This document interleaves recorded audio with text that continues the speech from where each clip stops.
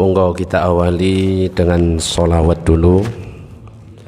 Maulaya salli wa sallim daiman abada ala habibika khairil khalqi kullihim maula ya salli wa sallim daiman abada ala habibika khairil khalqi kullihim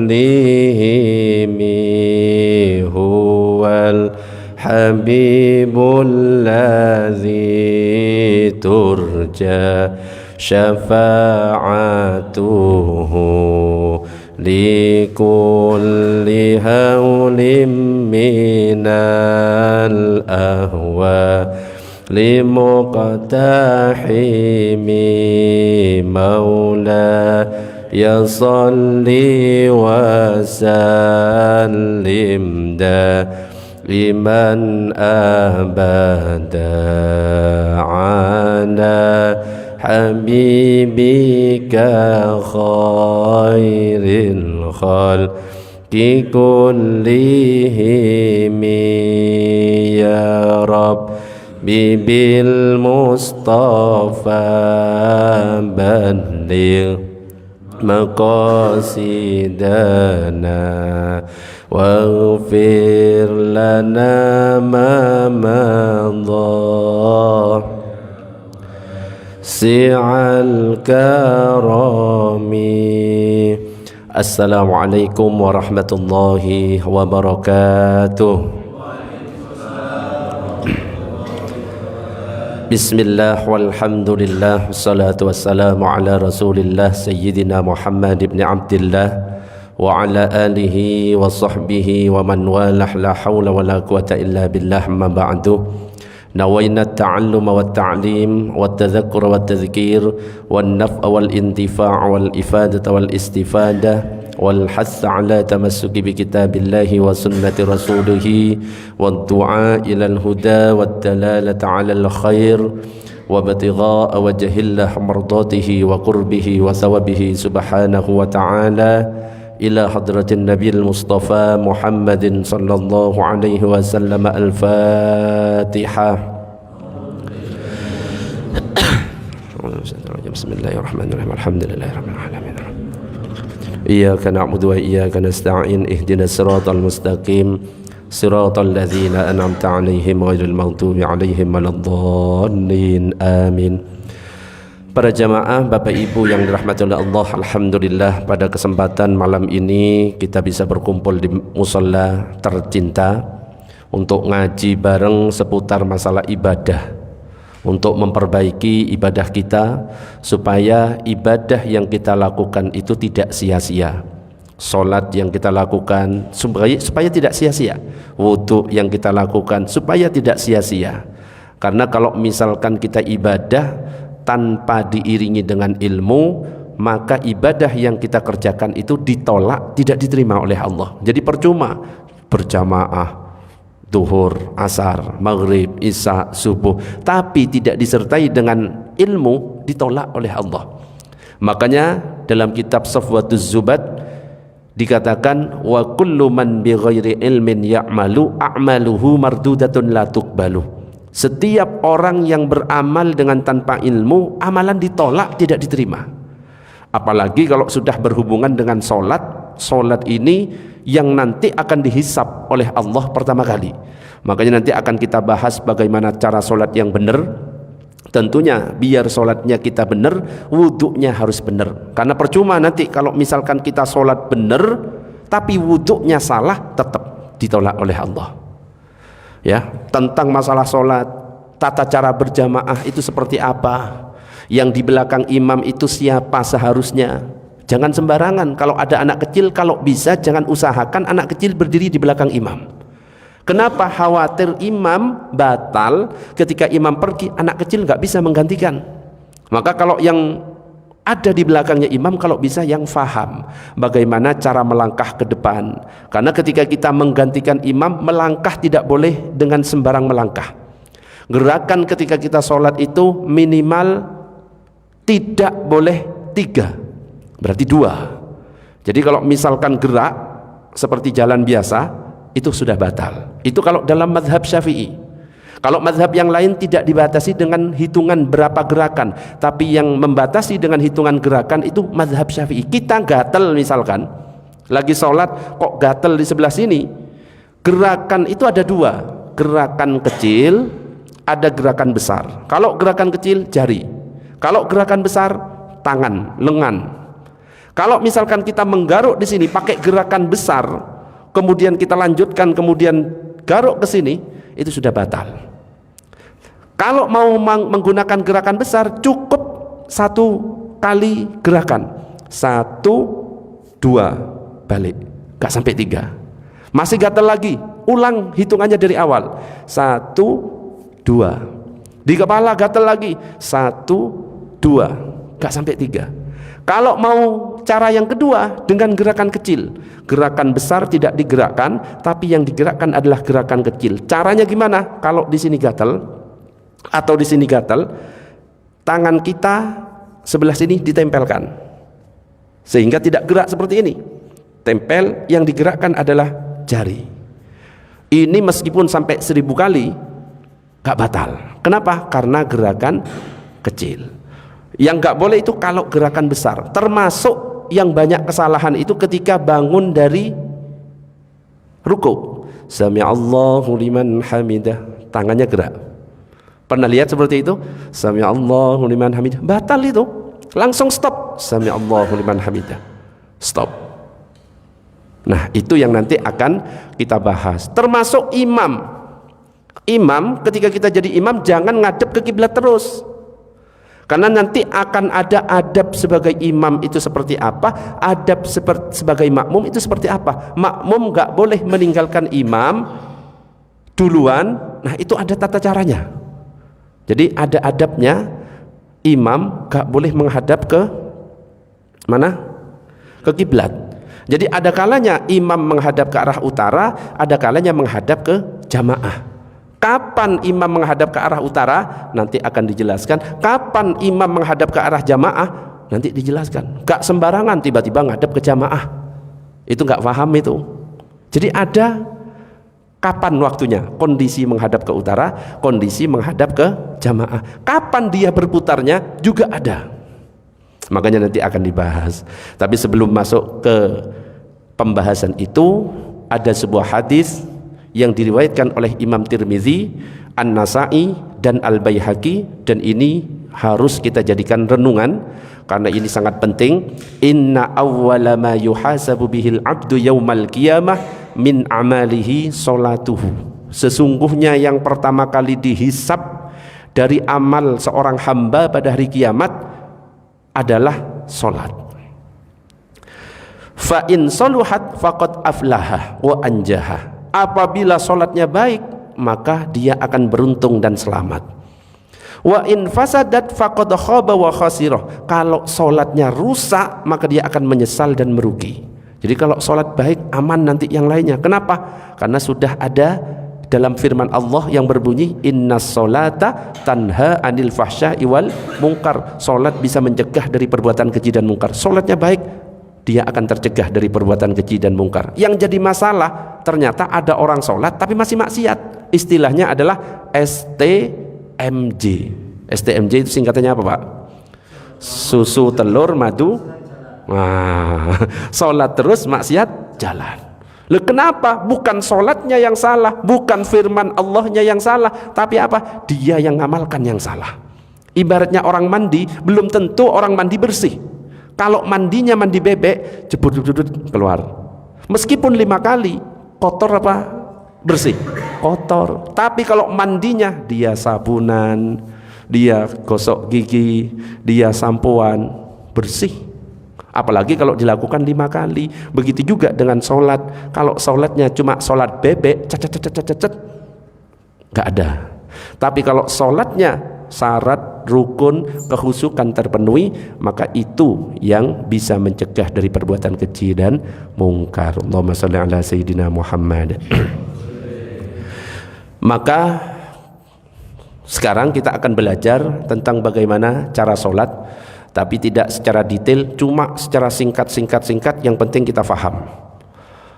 Yang pertama, ketika kita sholat, maka tentunya kita menghadap ke arah kiblat. Pertanyaannya, kalau kita naik kendaraan mau sholat, gimana? Apakah boleh menghadap ke arah kendaraan kita? Kendaraan kita ke arah timur misalkan, boleh apa enggak? Terus belok, boleh apa enggak? Emangnya Nabi pernah enggak melakukan seperti itu? Nabi pernah enggak sholat di atas kendaraan? Hah? Pernah. Sholat apa yang dilakukan oleh Nabi? Pernah enggak ngecek sholat apa yang dilakukan oleh Nabi? Ternyata dikatakan dalam hadis Nabi, sholat yang dilakukan itu bukan sholat wajib, tapi sholat apa? Sholat sunnah. Coba hadisnya, bahkan jelas sekali dalam hadis itu dikatakan seperti ini. Yang pertama, karena Rasulullah sallallahu alaihi wasallam yusalli ala rahilatihi, Rasulullah salat di atas tunggangannya, haitsu tawajjahat, kemana arah tunggangan menghadap, fa iza aradal faridah nazala fastaqbalal qiblah, tapi ketika beliau mau salat wajib, beliau turun dari tunggangannya menghadap kiblat. Berarti tadi yang diceritakan salat apa? Sunnah. Satu. Ada hadis lagi, an Jabir ibn Abdullah anna nabiyya kana yusalli ala rahilatihi nahwal masyriqi fa idza arada ay yusalli al maktubah nazala fastaqbalal qiblah. Dari Jabir bin Abdullah, Nabi salat di atas kendaraannya menuju ke arah timur. Namun ketika beliau mau salat wajib, beliau turun menghadap kiblat. Berarti yang menghadap ke arah timur salat apa? Sunnah. Ada yang paling jelas ini. Ra'aitu Rasulullah sallallahu alaihi wasallam wa huwa 'ala rahilati yusabbihu yumi'u bi ra'sihi qibala ayyi wajhin tawajjaha wa lam yakun Rasulullah sallallahu alaihi wasallam yasna'u dzalika fi sholatil maktubah. Aku melihat Rasulullah salat di atas hewan tunggangannya, melakukan salat sunnah dengan memberi isyarat dengan kepala beliau ke arah mana saja hewan tunggangannya, ke arah manapun. Tetapi ada lanjutan hadisnya, Rasulullah tidak pernah melakukan seperti ini untuk sholat wajib. Dan ini hadis riwayat Bukhari Muslim, hadisnya sahih. Jadi Rasulullah nggak pernah sholat wajib di atas kendaraan. Yang dilakukan itu adalah sholat sunnah. Bayangkan kalau kita naik pesawat umroh, ya, haji, itu perjalanan kurang lebih 10 jam. Kira-kira sholat duhur, asarnya, apakah harus turun ke bawah? Kan nggak mungkin. Nah, itu nanti akan ada solusinya. Ini nanti yang akan dibahas juga. Allahumma shalli ala sayyidina Muhammad. Jadi ini baru muqaddimah. Maka yang pertama yang akan kita bahas adalah bagaimana cara sholat. Pertama adalah niat. Hadis Nabi, innamal a'malu binniyat wa innama likulli imri'in ma nawa. Setiap amalan itu tergantung pada niat, dan setiap orang akan mendapatkan sesuai dengan apa yang diniatkan. Cuma para ulama ketika berbicara tentang niat beda-beda caranya. Makanya jangan kaget ketika kita belajar ilmu fikih, loh kok dilafalkan, loh kok nggak pakai melafalkan. Jangan kaget. Kenapa? Ulama beda. Kalau mazhab Syafi'i dan mazhab Maliki itu dibarengkan dengan perbuatan. Mazhab Syafi'i dan mazhab Maliki niatnya itu dibarengkan dengan perbuatan. Kapan perbuatan sholat itu? Yaitu ketika takbir. An-niyatu qasdus syai' muqtarinan bi fi'lihi. Ini kalau mazhab Syafi'i. Niat itu menyengaja melakukan sesuatu berbarengan dengan perbuatan. Jadi niat kalau Imam Syafi'i, mazhab Syafi'i, itu ketika takbir. Allahu Akbar. Selama kalimat Allahu Akbar lintaskan dalam hati, saya sholat fardhu duhur. Cukup segitu itu sudah sah. Kalau kita bermakmum, bermakmum. Kalau jadi imam, jadi imam. Gak usah panjang-panjang. Saya sholat fardhu duhur 4 rakaat ngadep kiblat di musola Nizar Mansion. Kepanjangan. Makanya ada yang takbir kelamaan. Allah, saya sholat fardhu duhur 4 rakaat ngadep kiblat musola Nizar bermakmum ke Pak Bobi. Ya, kepanjangan. Cukup saya sholat fardhu duhur bermakmum. Allahu akbar. Tempatnya di dalam hati, wa mahalluha al-qalbu, tempatnya di dalam hati, wa talaffuzu biha sunnatun, seandainya ada orang yang melafatkan sunnah.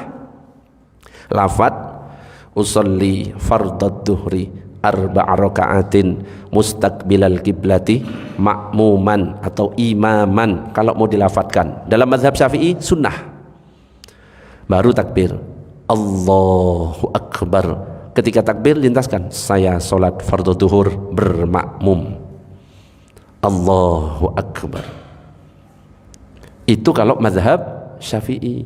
Beda kalau mazhab Hambali. Kalau mazhab Hambali niatnya nggak bareng dengan takbir, tapi sebelum takbir dalam hati saya sholat fardhu duhur, dalam hati Allahu akbar. Makanya di Mekah, Madinah, Masjidil Haram, Masjid Nabawi, di sana itu bermazhab Hambali, cepat takbirnya. Allahu akbar. Pernah ya kan? Cepat Syekh Sudes ya, dan imam-imam Masjidil Haram, Masjid Nabawi, cepat takbirnya. Kenapa? Mengamalkan mazhab Hambali. Takbirnya niatnya sebelum takbir. Ada yang lebih unik lagi, mazhab Hanafi. Mazhab Hanafi ini orang sudah mengeluarkan sepeda motor itu sudah dianggap niat. Orang sudah pakai baju kayak gini, bawa sejadah, terus jalan kaki, itu sudah dianggap niat. Nyampe di masjid langsung Allahu akbar, gak perlu yang lain. Itu mazhab Hanafi. Jadi para ulama macam-macam, gak usah kaget. Kalau ada yang melafalkan niat, ya silahkan, berarti mereka pakai pendapatnya mazhab Syafi'i. Kalau nggak pakai ngelafalkan niat, berarti pakai pendapatnya mazhab Hambali atau Hanafi. Selesai. Nah, yang ribut itu dia nggak pernah ngaji, nyalah-nyalahkan, hanya ngaji kepada satu guru, satu ustadz yang ngajarkan seperti ini, ada yang beda disalah-salahkan. Itu yang nggak boleh. Sampai bid'ah-bid'ahkan, itu yang tidak boleh. Allahumma sholli ala sayyidina Muhammad. Jadi pertama, ketika mau sholat, Imam Ghazali menganjurkan dalam kitab Bidayatul Hidayah ngadep kiblat, kemudian membaca surat An-Nas. Imam Ghazali, a'udzubillahi minasyaitonirrajim, bismillahirrahmanirrahim. Tapi kalau sholat tarawih, saya baca An-Nas, baca iki ya ditinggal ya.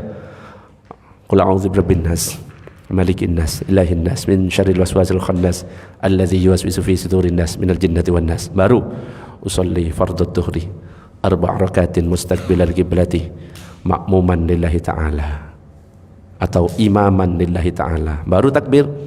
Kalau mazhab Syafi'i lurus dengan telinga. Kalau bapak-bapak agak buka ketiaknya. Kalau ibu-ibu ketiak tutup, tapi lurus telinga. Coba bapak-bapak bareng-bareng, monggo. Nanti ibu-ibu yang tutup, jangan ditutup ininya, tapi agak diangkat, lurus telinga. Yang lurus telinga ini tidak rapat, tidak mekar, tapi biasa menghadap kiblat. Soalnya ada sebagian yang seperti ini, itu salah. Menghadap kiblat. Coba 1, 2, 3 Allahu akbar. Ini mazhab Syafi'i. Kalau ada yang di dada gini, mazhab Hambali. Dua-duanya boleh. Allahu akbar. Kalau ibu-ibu ketiak rapat, terus lurus dengan telinga. Bukan seperti ini, tapi tetap lurus menghadap kiblat. Allahu akbar. Kalau bapak-bapak, Allahu akbar. Belum selesai. Allahumma shalli ala sayyidina Muhammad. Itu niat, dan niat itu dilakukan ketika kita berdiri. Cara berdiri, ya kadang-kadang kita ngelihat orang berdiri mekangkang terlalu lebar, bahkan ngejar-ngejar kaki yang di sebelahnya, ya, dicari kaki itu. Padahal kita sholat itu bukan cari kaki, tapi cari apa? Ridho Allah. Dikejar terus, diinjek, ya kan risih sebelahnya itu. Nah, soalnya dia nggak ngerti cara berdiri yang benar itu seperti apa. Antara bapak-bapak dan ibu-ibu beda cara berdirinya. Nah, kalau bapak-bapak, nah ini berdiri. Wes, Allahumma sholli ala sayyidina Muhammad. Sebelum masuk ke bab berdiri sampai di sini tentang niat, ada yang mau ditanyakan? Silakan. Nanti baru masuk berdiri. Ada yang mau ditanyakan? Monggo. Tentang niat. Ada? Iki kayak paham kabeh iki ya. Enggak perlu ngaji ini kalau paham. Iki sing nonton TikTok iki 275. Situ berapa, Pak? Bobi? 50. Wakeh ya. Ada pertanyaan? Wes jelas? Tadi yang Ustaz, perjalanan itu sholat fardu bisa Pak? Yang di perjalanan. Nah, penasaran ternyata ya. Kalau misalkan kita di kendaraan gitu ya. Yang di kendaraan. Jadi ada beberapa solusi. Kalau misalkan kita perjalanan, dilihat perjalanannya dulu. Ukurannya berapa kilometer?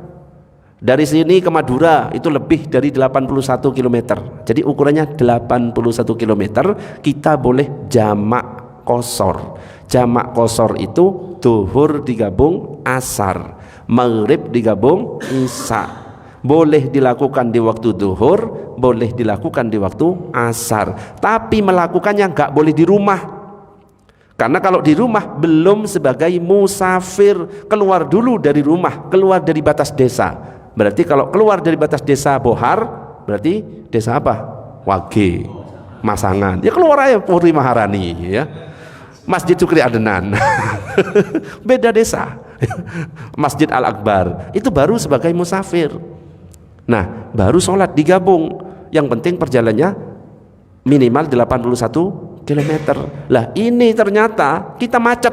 Nah sekarang macet. Perjalanan nggak sampai 80 km dari Surabaya ke Sidoarjo kena macet. Kita posisi di kendaraan, apalagi di tol. Kalau sudah di tol nggak bisa keluar, betul? Bukan berarti kita nggak sholat. Duh, gimana Ustadz? Bukannya sholat wajib Nabi nggak pernah melakukan di kendaraan. Ada sholat, namanya sholat lihurmatil wakti, sholat hormat waktu. Sholat hormat waktu itu adalah sholat yang dilakukan kalau orang itu tidak mampu memenuhi syarat dan rukunnya. Orang yang di tol kena macet total, bisa wudhu apa enggak? Gak bisa, sudah tidak terpenuhi. Bisa berdiri enggak ketika sholat? Gak bisa. Bisa ngadep kiblat apa enggak? Gak bisa. Maka dia sholat hormat waktu meskipun enggak berwudhu. Sholat aja. Allahu Akbar. Ini cuma sebagai absen. Ya Rob, meskipun saya tidak bisa memenuhi syarat dan rukunnya, saya DP dulu uang mukanya ya. Saya absen, saya sholat. Ini namanya hormat waktu. Sholat. Kalau maghrib 3 rakaat. Ya rukuk ya cuma isyarat, nggak usah rukuk sampai ke bawah ya, bahaya ya gini. Agak nunduk kalau sujud. Tapi ketika nyampe di rumah diqadha, penuhi wudu, ganti baju, ngadep kiblat, sholat. Yang dilakukan dulu maghribnya dulu, baru isya. Gitu Pak Bram. Kalau misalkan kita memang tidak bisa turun, termasuk ketika umroh itu 10 jam 10 jam, terus kita tayamum. Dalam mazhab Syafi'i, tayamum nempelkan ke dinding, apalagi di pesawat, itu debu tidak mencukupi. Kalau mazhab Syafi'i harus ada tanah lahu ghubarun, tanah yang ada debunya. Nah kalau di pesawat itu nggak mencukupi, di sini bersuci sudah tidak mencukupi. Ketika sholat mau berdiri bisa apa enggak? Nggak bisa. Menghadap kiblat, kadang-kadang pesawat belok, maka selama di pesawat sholatnya apa? Hormat waktu. Nyampe di Madinah itu diqadha. Sholat apa saja? Zuhur, asar, maghrib, isya. Itu kalau pakai pendapat mazhab Syafi'i. Berbeda dengan mazhab yang lain. Kalau mazhab yang lain nggak perlu diqadha. Tapi yang paling ketat memang adalah mazhab Syafi'i. Wong nyentuh istri, wudu, kita punya wudu nyentuh istri, batal atau tidak? Batal kalau mazhab Syafi'i. Kalau mazhab Maliki nggak batal. Yang penting tidak syahwat. Kalau mazhab Hanafi mau nyentuh bebas. Yang penting tidak berjima. Loh, tambah enak mazhab Hanafi. Mazhab Syafi'i yang paling kenceng. Nyentuh sengaja, nggak sengaja, syahwat nggak syahwat, yang penting kulit ketemu kulit, batal. Yang nggak batal itu apa? Nyentuh kuku, nggak batal. Nyentuh gigi, nggak batal. Nyentuh rambut, gak batal. Makanya kalau bapak-bapak mau berangkat punya wudhu, pengen pakai mazhab Syafi'i, jangan salaman nyentuh kulit, batal. Tapi ketok giginya, assalamualaikum, gak batal. Kenapa? Gigi bukan kulit yang disentuh.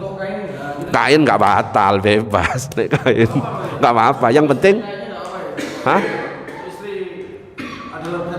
gak apa-apa. Kalau ada kainnya bebas. Ya, jadi mau mana saja bebas. Yang penting tidak kulit ketemu kulit. Tapi pastikan yang disentuh istri sendiri. Nek istri tetangga ya nggak boleh. Meskipun ono kain, nggak boleh istri tetangga gitu. Allahumma shalli ala sayyidina Muhammad. Ada pertanyaan sebelum dilanjut? Masih niat? Ya, monggo Pak Sol. Tadi kondoknya tetap 4 rakaat.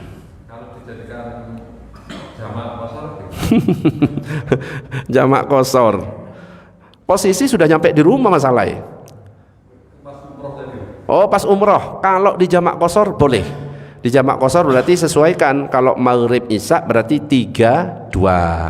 Kalau zuhur asar 2-2. Boleh. Tapi niatnya, ya kalau sana ya yang melewati waktu jamak bener. Yang melewati waktu diqadha, yang masih waktunya kan kadang-kadang nyampe jam 11 malam. Berarti kalau jam 11 malam maghrib dan isya jamak takhir. Bener? Dikerjakan di waktu isya. Yang duhur asar qadha. Kenapa? Sudah keluar dari waktunya. Gitu, sesuaikan. Kalau qadha jamak kosor. Qadha jamak kosor bisa karena dalam perjalanan cuma di qadha. Gitu. Mau 4 ya tetap gak apa-apa, berarti kan gak ngambil keringanan.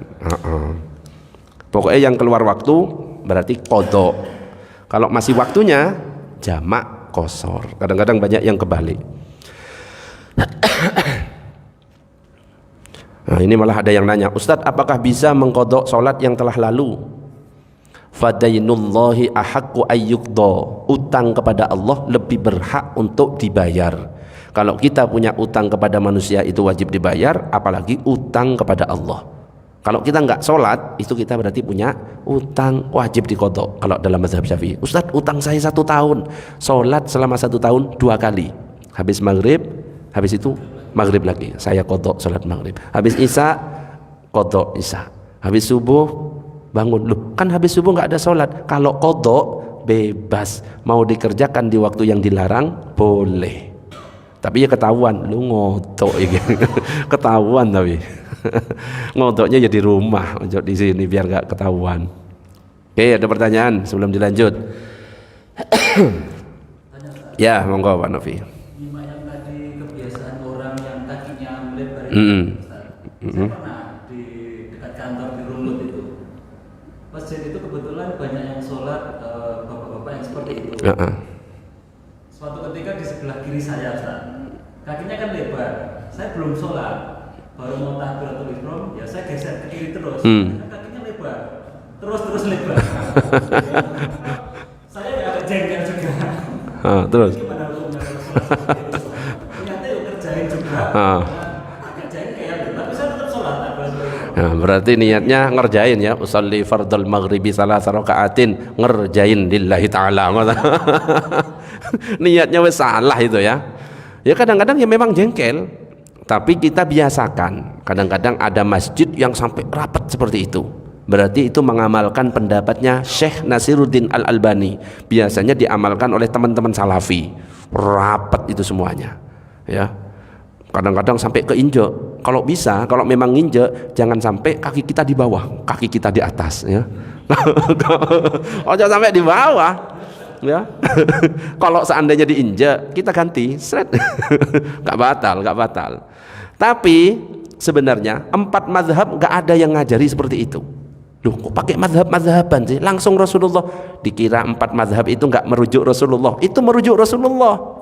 Kalau kita mengatakan gini, saya nggak pakai mazhab-mazhaban, nggak pakai ulama-ulamaan, saya langsung Rasulullah. Lah, emang Anda sahabat? Yang langsung kepada Rasulullah itu hanya sahabat. Kalaupun kita mengatakan langsung pada Rasulullah dengan baca hadis-hadis, yang nulis hadis itu siapa? Ulama. Makanya memang harus ada ulama sebagai perantara, dan ini yang memerintahkan Allah. Dalam Al-Quran dikatakan fas'alu ahlaz dzikri in kuntum la ta'lamun, tanya kepada ulama jika kamu tidak mengetahui. Allah yang memerintahkan. Lah kok sekarang muncul komen-komen saya nggak pakai ulama-ulamaan, langsung saya kepada Al-Quran dan hadis. Emang ngerti bahasa Arab? Wong yang dilihat adalah terjemah, nggak bisa. Kita nggak boleh menafsirkan Al-Quran dengan pikiran kita. Justru kata Nabi, siapkan tempat duduknya di neraka. Man fassarul Quran bi ra'yihi muta'ammidan falyatabawwa maq'adahu minan nar. Siapa menafsirkan Al-Quran dengan sengaja, dengan pikirannya sendiri, siapkan tempat duduknya di neraka. Maka alangkah baiknya, lebih selamat kita ikut pendapat ulama. Yang jelas ulama itu pasti ngikut Al-Quran dan hadis. Ibarat Pak Bobi pengen ke Madura, berangkat sendiri, insya Allah bisa nyampe, tapi akan lebih cepat nyampenya kalau bareng saya. Kenapa? Saya hafal. Ya, bisa nyampe pakai Google Map, tapi saya agak-agak ragu, bener dah. Nah, tapi kalau bareng saya, wis langsung, langsung Pak Bobi. Gitu juga dengan kita. Kita bisa jadi bener, ya. Kita ngira-ngira Al-Quran bisa jadi kebetulan bener. Tapi akan lebih selamat kalau kita ikut pemahaman ulama yang sudah paham Al-Quran, langsung jas gitu. Nah ternyata cara berdiri, nah ini gak ada yang ngajari cara berdiri sampai mekangkang lebar, itu gak ada. Ukuran antara kaki kanan dan kaki kiri kira-kira berapa? Kalau bapak-bapak berdiri, ibu-ibu berdiri, ukurannya berapa? Lurus apa lurusnya itu? Kan harus jelas. Kalau ibu-ibu berdirinya gimana? Atau nggak pernah berdiri ini kok bingung jawabannya? Oke, kita bahas. Hah? Selebar bahu apa selebar apa? Ayo. Ternyata ya para ulama itu mengatakan termasuk kesunahan sholat adalah merenggangkan kedua telapak kaki pada saat berdiri dan tidak didempetkan. Enggak didempetkan kalau bapak-bapak. Kalau ibu-ibu beda, enggak dibuka, ibu-ibu rapat, kanan kiri rapat. Kalau bapak-bapak buka, loh kenapa Ustaz kok enggak dibalik? Ibu-ibu buka, bapak-bapak rapat. Loh, Islam itu sudah menyesuaikan. Nek bapak-bapak rapat, ono sing kejepit. Ono sing kejepit, paham tak maksudnya? Loh, nek ibu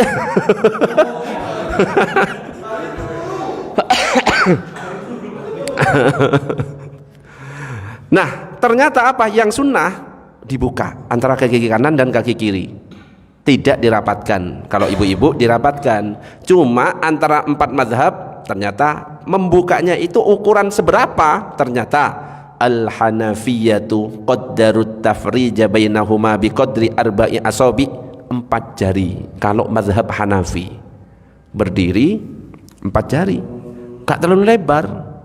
Kayaknya harus dipraktekkan Pak Bobi ya Pak Bobi. Pak Bobi praktek wis ngerti, langsung ngadep ke sana Pak Bobi. 4 jari mazhab Hanafi. 4 jari. Loh, berarti kecil kalau mazhab Hanafi. Mazhab yang lain, mazhab Syafi'i biqadri shibrin, sejengkal. Pak Bobi sejengkal. Jadi ukurannya segitu.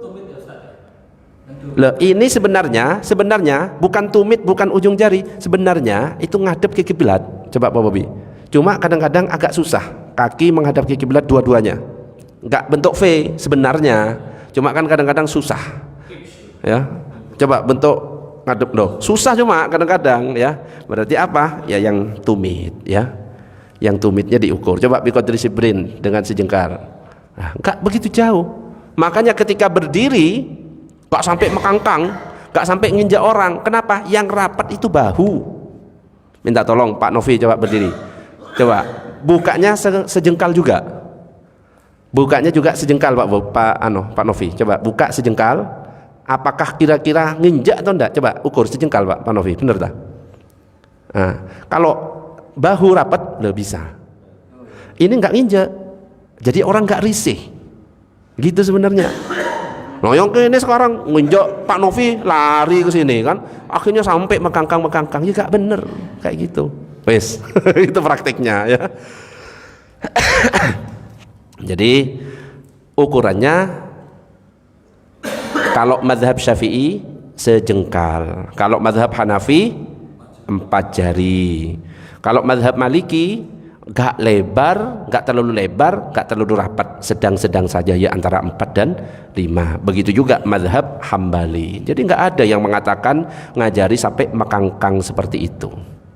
Nanti praktekkan langsung ketika berdiri 4 jari. Kalau ibu-ibu rapat, ngadep ke kiblat, pandangan ke tempat sujud. Langsung kalau misalkan mau bacaan nas dibaca qul a'udzu birabbin nas. Baru usolli fardhat dhuhri, baru takbir Allahu akbar sambil diniatkan di dalam hati. Makanya Nabi itu mengatakan sholli qaiman, salatlah kamu dengan berdiri, fa illam tastati faqaidan, kalau enggak mampu dengan duduk, fa illam tastati fa ala jambin, kalau enggak mampu dengan berbaring. Kalau kita nggak mampu berdiri, duduk ketika sholat yang afdol duduknya tasyahud awal, ya, duduknya tasyahud awal. Kalau nggak bisa duduk, berbaring itu kepala di utara, kaki di selatan, ngadep ke kiblat kayak jenazah yang dibaringkan. Kalau nggak mampu telentang, kalau telentang itu kepala di timur, kaki di barat, tapi diangkat dengan bantal. Nah, kalau nggak mampu dengan isyarat mata, dengan membayangkan pakai apa pokoknya dengan isyarat. Kalau nggak mampu semuanya baru disolatkan.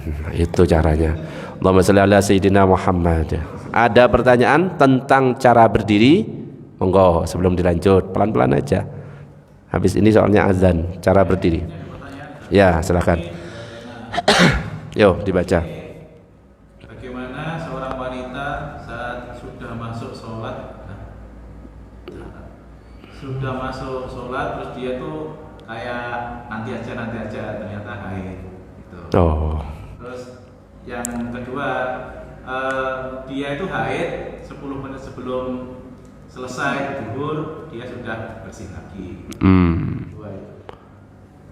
Ya, kalau misalkan sudah masuk azan zuhur misalkan, belum haid sebenarnya, tapi perempuannya itu, wanitanya itu masih saya tak makan dulu. Lah ternyata 12:30 dia haid, berarti dia punya utang sholat zuhur, wajib diqadha. Kenapa? Karena sebenarnya dia mampu dan cukup untuk sholat zuhur. Berbeda ketika orang suci, ini yang banyak yang salah. Kalau misalkan ibu-ibu suci jam 4 sore, suci jam 4 sore, coba saya tanya, yang sholat apa? Yang kita lakukan sholatnya sholat apa? Bukan asar, duhur asar. Ini yang banyak salah, banyak yang cuma sholat asar, duhur dan asar. Kenapa? Duhur adalah sholat yang bisa dijamak dengan asar, ikut duhurnya. Ada orang yang suci jam 10 malam, berarti di waktu isya. Berarti yang kita sholatkan adalah maghrib isya. Kenapa? Maghrib adalah sholat yang bisa dijamak dengan isya. Yang banyak salah cuma dilakukan isya, yang banyak salah cuma dilakukan asar. Ya utang semuanya itu. Gitu. Ya itu jawabannya. Ada lagi pertanyaan? Ada lagi? Hah? Iya, kalau maghrib gak usah isya kan nanti ya. Misalnya suci jam 6:30 kan masih maghrib, ya sudah sholat maghrib, isyanya nanti. Itu banyak yang salah, ibu-ibu itu banyak dikira bener bu ya, dikira kalau sucinya jam 4 sore ya sudah asar. Enggak, duhur asar. Sucinya jam 9 malam berarti maghrib isya. Itu diingat-ingat.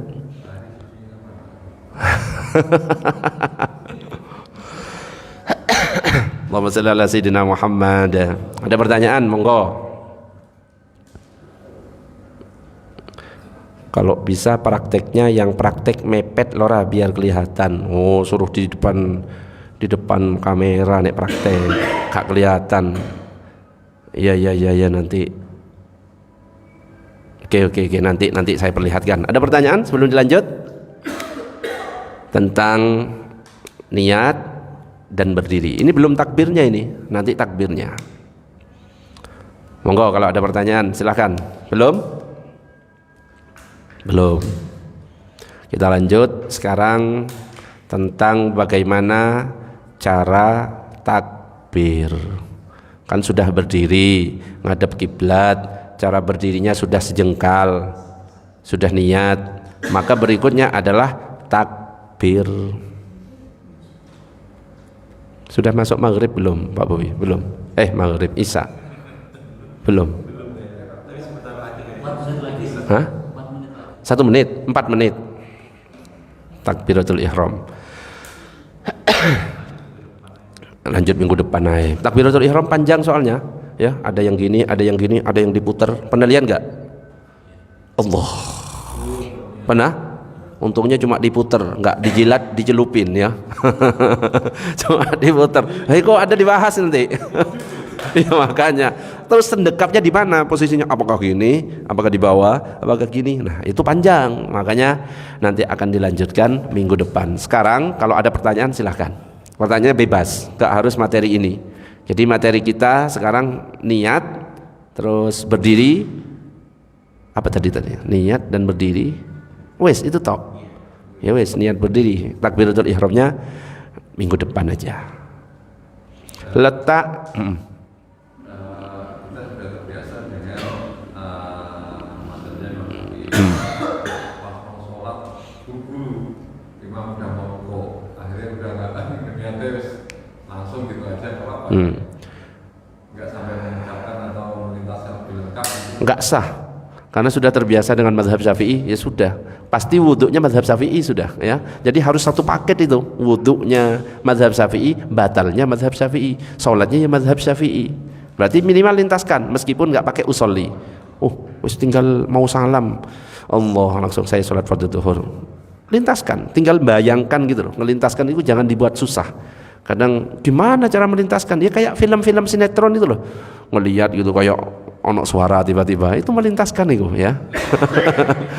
Itu keretak dalam hati itu. Apakah boleh anak-anak yang belum sunat jadi imam sholat? Boleh enggak? Ini ada yang nanya ini. Jadi lihat kalau dia bisa menjaga sucinya, bisa nutup aurat terpenuhi, meskipun belum balik bisa. Tapi kalau belum sunat itu najis sudah ngumpul di situ masalahnya. Jadi jangan dijadikan imam kalau bisa. Kalau jadi makmum ya silahkan. Ada lagi pertanyaan? Monggo. Pertanyaannya bebas. Sudah cukup? Sudah cukup. Termasuk ketika sudah selesai sholat, sholawat. Allahumma sholli. Sholawatnya nek selesai pas salam-salaman itu salah kadang-kadang ya, dibenarkan itu. Allahumma sholli apa sih? Kok lali? Ya Rabbi alaihi wasallam sallallahu rabbuna ala nuril mubin Ahmadal Mustafa, bukan Ahmadal ya Mustafa, salah. Ahmadal Mustafa Sayyidil Mursalin, itu dibenarkan ya, jangan sampai salah sholawat kok salah. Coba bersama-sama.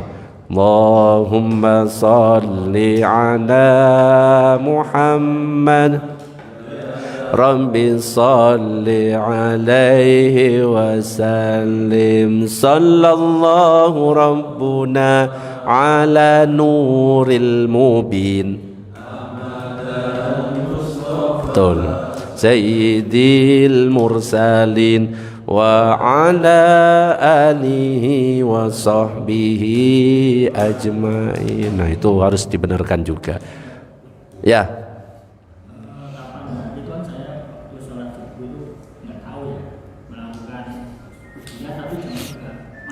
Jam 3 malam